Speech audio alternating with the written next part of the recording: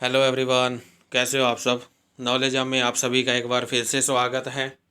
आज की जो वीडियो है उसके अंदर हम आपके लिए लेके आए हैं अकाउंटेंसी, जिसमें हम डबल एंट्री सिस्टम के बारे में पढ़ रहे थे। डबल एंट्री सिस्टम का मीनिंग हमने पढ़ लिया था, उसके क्या क्या फीचर्स होते हैं, what are the different features of double entry systems, हमने सारा कुछ डिस्कशन कर लिया है। और क्लासिफिकेशन अकाउंट्स हमने डबल एंट्री सिस्टम के अकॉर्डिंग हमने डिस्कस कर ली थी कि कैसे हम क्लासीफाई करते हैं जो आपके टाइप्स ऑफ अकाउंट्स होते हैं। ठीक है, वो सारे के सारे हमने जो लास्ट जो वीडियो है उसके अंदर हमने डिस्कस कर लिए थे।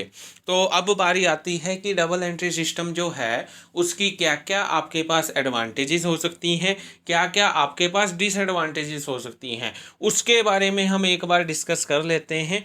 What are the basic advantages and disadvantages of double entry system. तो हम शुरू करते हैं। तो एडवांटेजेस की बात आती है। डबल एंट्री सिस्टम का मतलब मैंने बता दिया था, लास्ट वीडियो में बताया है, उससे जो पहले एक जो वीडियो बनाई है उसमें भी बताया है कि डबल एंट्री सिस्टम क्या होता है, जिसके अंदर आप दो एंट्रियां करते हो। एक एंट्री को आप डेबिट करते हो और दूसरी एंट्री को आप क्रेडिट करते हो। तो अब एडवांटेजेस की बारी आती है। डबल एंट्री सिस्टम में क्या क्या एडवांटेजेस हैं। फर्स्ट आता है साइंटिफिक सिस्टम, कि जो आपका डबल एंट्री सिस्टम है वो क्या है, एक तरह का साइंटिफिक सिस्टम है। साइंटिफिक सिस्टम कैसे है कि इसके अंदर आप क्या करते हो, डिफरेंट टाइप के आपके प्रिंसिपल्स होते हैं, थ्योरीज होती हैं, अजम्पशंस होती हैं, जिनके ऊपर आप वर्क करते हो। ठीक है, तो ये क्या है, एक साइंटिफिक सिस्टम है। साइंटिफिक सिस्टम से ये काम करता है डबल एंट्री सिस्टम। ठीक है, उसके बाद नेक्स्ट पॉइंट आता है complete record of every transactions, कि डबल एंट्री सिस्टम क्या होता है, इसके अंदर आपका एवरी यानी कि ईच एंड एवरी जो आपकी ट्रांजैक्शंस होती हैं उनका प्रॉपर रिकॉर्ड होता है। किसके अंदर होता है, डबल एंट्री सिस्टम के अंदर। ठीक है, उसके बाद थर्ड पॉइंट आपका आता है प्रिपरेशन ऑफ ट्रायल बैलेंस, कि जो आपका डबल एंट्री सिस्टम है ये आपका ट्रायल बैलेंस को प्रिपेयर करने के लिए हेल्पफुल होता है। ठीक है, इसमें से आप इजीली अपना जो ट्रायल बैलेंस है वो आप तैयार कर सकते हो। ठीक है, जिसको हम हिंदी में तलपट भी बोल देते हैं, इजीली आप उसकी प्रिपरेशन कर सकते हो। ठीक है, उसके बाद फोर्थ पॉइंट आता है preparation of trading and profit and loss account, कि जो आपका डबल एंट्री सिस्टम होता है उसकी ये एडवांटेज होती है कि उसके अंदर आपका सारा रिकॉर्ड होता है, एवरी ट्रांजैक्शंस उसके अंदर रिकॉर्ड होती हैं, जिससे कि आप क्या कर सकते हो, trading and profit and loss account prepare कर सकते हो। वो आप इजीली प्रिपेयर कर सकते हो, उसमें आपको कोई भी इशू नहीं आ सकता, क्योंकि उसके अंदर आपके पास सारी ट्रांजैक्शंस हैं। आपने ऑलरेडी डाटा डिफरेंट डिफरेंट किया हुआ है, बस आपको क्या करना है, उसमें से प्रॉफिट एंड लॉस आपको तैयार करना है। बेसिकली आपका जो प्रॉफिट एंड लॉस अकाउंट है वो आपका ट्रायल बैलेंस से तैयार किया जाता है, और ट्रायल बैलेंस किससे तैयार किया जाता है, डबल एंट्री सिस्टम से। क्लियर। उसके बाद फिफ्थ पॉइंट आता है knowledge of financial position of business, कि जो आपका डबल एंट्री सिस्टम होता है इसके अंदर आपकी जो बिजनेस है उसकी जो फाइनेंशियल पोजीशन है, कि किस पोजीशन पे वो वर्क कर रहा है, ठीक है, उसके बारे में भी आप पता कर सकते हो। कौन बताता है, वो सारा डबल एंट्री सिस्टम बताता है। ठीक है, उसके बाद सिक्स्थ पॉइंट आता है नॉलेज ऑफ वेरियस इंफॉर्मेशन, कि आपका इसके अंदर क्या होता है, कंप्लीट ट्रांजैक्शंस होती है। तो ईच एंड एवरी जो आपकी ट्रांजैक्शन है या कोई भी आपकी जो अदर पार्टीज हैं, थर्ड पार्टीज हैं, जिनके साथ आपके रिलेशन है बिजनेस से रिलेटेड, जिनसे आप ट्रांजैक्शंस करते रहते हो, उनके बारे में पूरी की पूरी नॉलेज किसके पास होती है, आपको कहाँ से मिल सकती है, डबल एंट्री सिस्टम से मिल सकती है। तो ये आपकी सिक्स्थ एडवांटेजेस थी। उसके बाद सेवंथ आता है लेसर पॉसिबिलिटी ऑफ फ्रॉड, कि जो आपका डबल एंट्री सिस्टम होता है इसमें आप सारी ट्रांजैक्शंस रिकॉर्ड करते हो। ठीक है, आपको पता होता है कि आपके बिजनेस में क्या है, कितना है, कैसे है, कहाँ पे गया, कितना आपने सेल किया, कितना परचेज किया, सारा कुछ आपका उसके अंदर रिकॉर्ड होता है, जिससे कि आपके बिजनेस के अंदर जो आपके एम्प्लॉयज़ वर्क कर रहे होते हैं, ठीक है, वो किसी भी टाइप का फ्रॉड वो नहीं कर सकते। ठीक है, किसी भी टाइप का वो मिस रिप्रेजेंटेशन नहीं कर सकते। क्यों? क्योंकि डबल एंट्री सिस्टम में आपका ऑलरेडी सारा कुछ रिकॉर्ड है।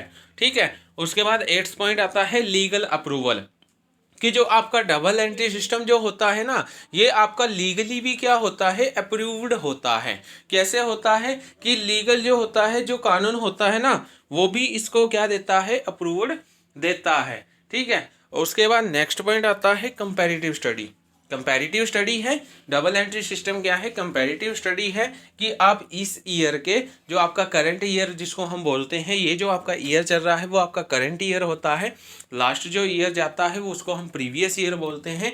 तो जो आपका डबल एंट्री सिस्टम होता है इसके अंदर आप कंपैरिजन भी कर सकते हैं कि लास्ट ईयर आपके कितने प्रॉफिट थे, प्रीवियस ईयर आपके कितने प्रॉफिट थे और दिस ईयर आपके कितने प्रॉफिट है। आप इजीली कंपैरिजन करके पता लगा सकते हो कि आपका जो बिजनेस है वो कितना ग्रो कर रहा है। अगर मतलब कि लॉस में ही चल रहा है तो इट मीन्स वो ग्रो नहीं कर रहा है, वो आपको कंपैरेटिव स्टडी से पता लग जाता है। वो भी आप देखते हो कि जैसे मान लीजिए आपने कंपैरिजन किया, आपको प्रॉफिट हो रहा है, तो आप ये भी देखते हो कि आपको प्रॉफिट क्यों हो रहा है, कि कौन कौन से ऐसे फैक्टर्स हैं जिनकी वजह से आपका जो प्रॉफिट है वो इंक्रीज हुआ है या फिर डिक्रीज हुआ है। ठीक है। उसके बाद 11वां पॉइंट आता है helps in the management in decision making, कि जो आपका डबल एंट्री सिस्टम होता है वो आपका डिसीजन मेकिंग के अंदर भी हेल्पफुल माना जाता है। कैसे माना जाता है कि आप जो है आपके पास पूरी स्टडी है, कंप्लीट स्टडी है। अगर आपको कोई डिसीजन लेना भी है, मैनेजमेंट को कोई डिसीजन लेना भी है, मान लीजिए किसी पार्टी से पेमेंट नहीं आ रही है, उसको वो छोड़ना चाहती है, तो लास्ट रिकॉर्ड वो डबल एंट्री सिस्टम के अंदर चेक कर सकती है। ठीक है। उसके बाद 11वां पॉइंट आता है suitable for are types of business, कि जो आपका डबल एंट्री सिस्टम होता है वो आपका सभी टाइप के जो बिजनेस होते हैं उसके लिए क्या होता है? सूटेबल होता है। मीन्स कोई भी बिजनेस आपका जो है डबल एंट्री सिस्टम को अडॉप्ट कर सकता है। ये नहीं होता कि ये स्मॉल बिजनेस के लिए है या ये फिर से जो बड़े बिजनेस होते हैं, बिग स्केल जो इंडस्ट्रीज होती हैं, ठीक है, या स्मॉल स्केल इंडस्ट्री होती है उनके लिए सूटेबल नहीं। ये आपका ईच एंड एवरी बिजनेस के लिए क्या होता है? सूटेबल होता है। तो ये आपकी एडवांटेजेस थी डबल एंट्री सिस्टम के बारे में। ठीक है। आपकी टोटल 11 एडवांटेजेस हैं। अगर इनमें से आपको किसी में भी कोई डाउट होता है तो आप कमेंट सेक्शन में मेरे को मैसेज कर सकते हैं। ठीक है। उसके बाद नेक्स्ट आता है आपका disadvantages of double entry system, कि जो आपका डबल एंट्री सिस्टम है उसकी क्या क्या डिसएडवांटेजेस हो सकती हैं। फर्स्ट आता है कॉस्टली। कॉस्टली तो है, डबल एंट्री सिस्टम जो है वो कॉस्टली है। क्यों? क्योंकि डबल एंट्री सिस्टम कौन कर सकता है? सिर्फ अकाउंटेंट कर सकता है। तो आपको अकाउंटेंट को भी हायर करना पड़ेगा, प्लस आपका जो कागजी कार्यवाही है, ठीक है, वो भी आपको उसमें खर्चा करना पड़ेगा, क्योंकि इसमें डॉक्यूमेंट्री रिकॉर्ड आपको रखना पड़ता है डबल एंट्री सिस्टम में। ठीक है। और भी आपको पता नहीं क्या क्या डाटा कलेक्शन से रिलेटेड आपको कॉस्टली करना पड़ सकता है, उससे रिलेटेड आपको खर्चे करने पड़ सकते हैं। डाटा कलेक्शन आप करोगे, ठीक है, उस पर आपको जो है पैसे जो हैं वो खर्च करने पड़ते हैं। ठीक है। तो इस वजह से जो है आपका डबल एंट्री सिस्टम वो थोड़ा कॉस्टली माना जाता है। एक टाइम कंज्यूमिंग भी आप लिख सकते हो, क्योंकि इसमें 1 बाय 1 सारी ट्रांजैक्शंस रिकॉर्ड करनी पड़ती हैं अकॉर्डिंग टू डेट। अगर किसी दिन आप ट्रांजैक्शन करना भूल जाते हो तो वो ट्रांजैक्शन आपको दोबारा देखनी पड़ती है और उसी डेट को ही रिकॉर्ड करनी पड़ती है जिस डेट को वो ट्रांजैक्शन की गई थी। तो ये एक तरह से टाइम कंज्यूमिंग भी है, क्योंकि ईजिली पता नहीं लगा सकते कि आपने कौन से डे में कौन सी ट्रांजैक्शन की थी। ठीक है। और उसके बाद सेकंड आता है डिफ़िकल्टीज इन एप्लीकेशन, कि जो आपका डबल एंट्री सिस्टम है वो डिफ़िकल्ट है, अप्लाई करने में डिफ़िकल्ट है। हर बिजनेस में अप्लाई हो सकता है लेकिन हर कोई इसको अप्लाई नहीं कर सकता, क्योंकि अकाउंट्स एक ऐसी चीज़ है जिसमें आपको पूरे फोकस की ज़रूरत होती है, जिसको स्पेशल नॉलेज है अकाउंट्स के बारे में। ठीक है। जैसे चार्टर्ड अकाउंटेंट्स होते हैं जो, या आपके सीएस होते हैं, कंपनी सेक्रेटरी होते हैं, जिनको प्रॉपर नॉलेज है वही इसको जो है अप्लाई कर सकते हैं।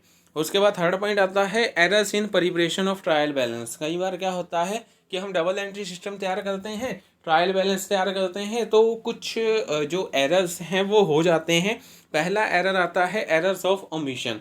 एरर ऑफ ओमिशन क्या कहता है कि आप क्या करते हो, आप ट्रांजैक्शन करना भूल जाते हो। ओमिशन का मतलब होता है भूलना, कि आप ट्रांजैक्शन करना भूल ही गई, आपके याद ही नहीं रहा कि आपने वो ट्रांजैक्शन करनी है, आप भूल गए, आपके पास कोई और काम आ गया। ठीक है। कई बार हो जाता है नहीं, जैसे आपने किसी डेट को ट्रांजैक्शन की, आप उसकी एंट्री करने ही वाले होते हैं, तभी कोई दूसरी ट्रांजैक्शंस आ जाती है और जिसकी वजह से आप वो ट्रांजैक्शंस रिकॉर्ड नहीं कर पाते। तो ये एरर ऑफ ओमिशन है, भूलना। ठीक है, कि ट्रांजैक्शंस आप भूल जाते हो करना। उसके बाद error of commission. Error of commission, मान लीजिए आपने कोई पार्टनर है या कोई आपके बीच में ब्रोकर है जो आपकी सेल परचेज करवाता है, या कोई एजेंट है उसको कमीशन देनी है, उसको गलती से आपने ज़्यादा कमीशन दे दी या कम कमीशन दे दी, ठीक है, कम कमीशन आपने रिकॉर्ड कर दी, ज़्यादा रिकॉर्ड कर दी, तो वो भी तो एक तरह की एरर है। ठीक है, आपने रिकॉर्ड तो गलत किया है ना, जिसकी वजह से आपके सारे जो अकाउंट्स हैं वो क्या हो जाते हैं, गलत हो जाते हैं। उसके बाद नेक्स्ट पॉइंट आता है एरर ऑफ प्रिंसिपल। कई बार क्या होता है कि जो आप ट्रांजैक्शन करते हो, आपको ये नहीं पता लगता कि वहाँ पे आपको कौन सा प्रिंसिपल अप्लाई करना है। पीछे की जो वीडियोस है उसके अंदर हमने पढ़े हैं डिफरेंट टाइप्स के आपके प्रिंसिपल्स होते हैं, ठीक है। तो उस टाइम जब आप ट्रांजैक्शन करते हो तो ये डिफ़िकल्ट हो जाता है कि आपको कौन सा प्रिंसिपल लगाना है। और कई बार तो ऐसा होता है कि आप प्रिंसिपल लगाना भूल ही जाते हो, आप ऐसे ही ट्रांजैक्शन रिकॉर्ड कर देते हो। एरर ऑफ अकाउंट्स भी आ सकता है कि कौन से टाइप का अकाउंट है, नॉमिनल टाइप का है, रियल टाइप का है, ठीक है, या आपका किसी और टाइप यानी कि पर्सनल खाता है, ठीक है, पर्सनल अकाउंट है, आप आइडेंटिफाई नहीं कर पाते कि कौन सा अकाउंट है, तो उसको हम एरर ऑफ अकाउंट्स भी बोल सकते हैं। इन केस आप प्रिंसिपल आइडेंटिफाई नहीं कर पाते कि आपको कौन से प्रिंसिपल्स अप्लाई करने हैं, तो वो आपका कौन सा एरर है, एरर ऑफ प्रिंसिपल। तो ये आपकी कुछ डिसएडवांटेजेस थी डबल एंट्री सिस्टम की, ठीक है। So thank you for watching my video. आज की जो वीडियो है इसके अंदर हम इतना ही करेंगे, जिसके अंदर हमने आपका जो है डबल एंट्री सिस्टम के बारे में मैंने थोड़ा बता दिया, आपको इंट्रोड्यूस करवाया कि डबल एंट्री सिस्टम होता क्या है, डबल एंट्री सिस्टम की एडवांटेजेस क्या होती हैं, 11 एडवांटेजेस हमने पढ़ी। उसके बाद डिसएडवांटेजेस क्या क्या होती हैं, क्योंकि किसी के अगर अच्छे पॉइंट्स भी होते हैं, गुड इफेक्ट भी होते हैं, तो उसके बैड इफेक्ट भी होते हैं, ठीक है। तो हमने एडवांटेजेस और डिसएडवांटेजेस के बारे में भी पढ़ लिया, ठीक है। Thank you for watching my video. Please like share and subscribe my YouTube channel. Take care.